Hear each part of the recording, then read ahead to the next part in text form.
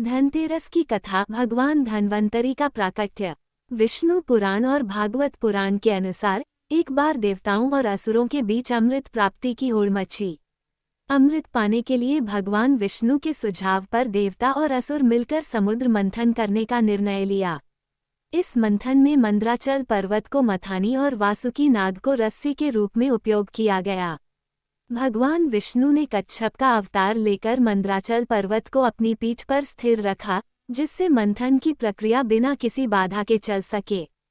जैसे जैसे समुद्र मंथन होता गया, क्षीरसागर से कई दिव्य रत्न और वस्तुएं प्रकट होने लगीं, जिनमें कामधेनु गाय, उच्च श्रवा घोड़ा, ऐरावत हाथी, पारिजात वृक्ष और देवी लक्ष्मी शामिल थीं।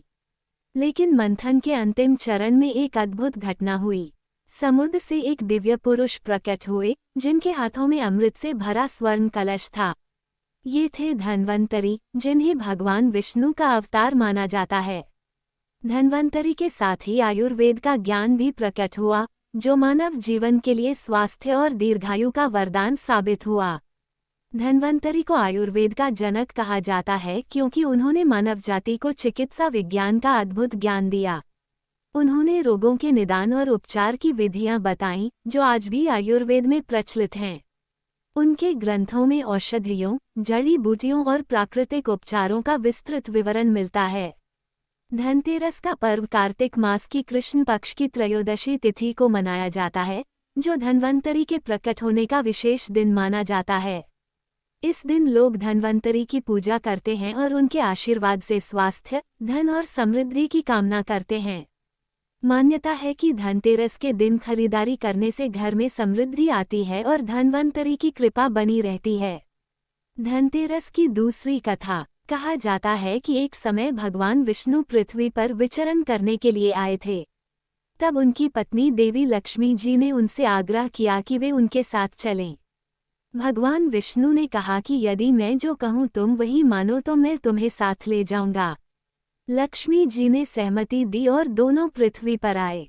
कुछ समय बाद भगवान विष्णु ने लक्ष्मी जी से कहा कि मैं अब दक्षिण दिशा की ओर जा रहा हूँ, तुम यहीं रुको और वहां मत जाना। परंतु लक्ष्मी जी का मन कौतूहल से भर गया कि आखिर दक्षिण दिशा में ऐसा क्या रहस्य है। वे उनकी बात मान नहीं पाईं और भगवान के पीछे पीछे चल पड़ीं।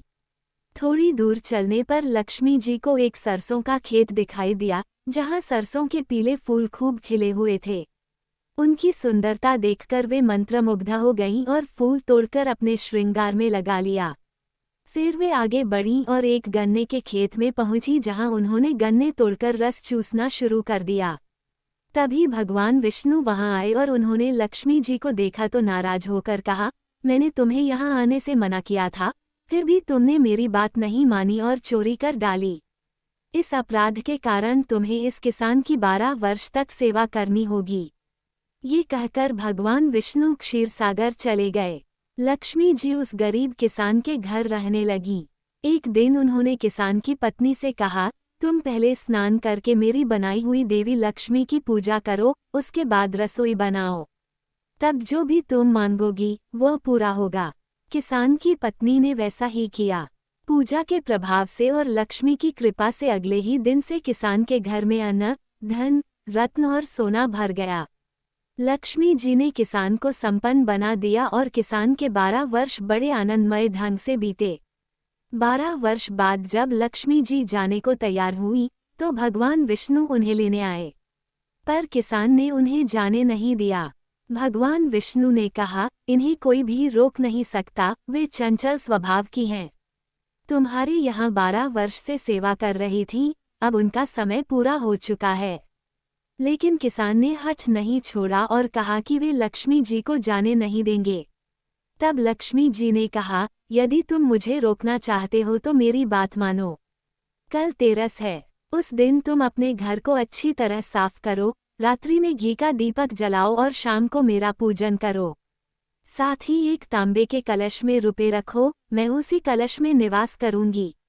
पूजा के समय मैं तुम्हें दिखाई नहीं दूंगी, पर इस एक दिन की पूजा से मैं पूरे साल तुम्हारे घर में रहूंगी। लक्ष्मी जी के इस आदेश के बाद दीपकों की रोशनी पूरे घर में फैल गई। किसान ने जैसे कहा वैसा ही किया और उस दिन की पूजा के बाद उनका घर धन धान्य से भर गया। यही कारण है हर वर्ष तेरस के दिन लक्ष्मी जी की पूजा होने लगी।